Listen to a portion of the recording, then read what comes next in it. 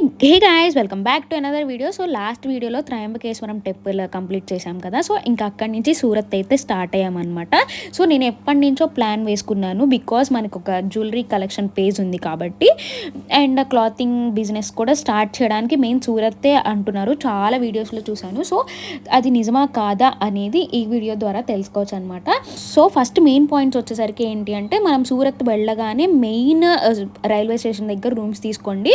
అక్కడ నుంచి చాలా అంటే చాలా టెక్స్టైల్స్ ఉన్నాయి మనం విజిట్ చేయాల్సినవి. సో నేను నెక్స్ట్ డే మార్నింగే అజ్మీర్ ఫ్యాషన్స్కి వెళ్ళాను. చాలా అంటే చాలా బ్యూటిఫుల్గా ఉంది కలెక్షన్ అయితే.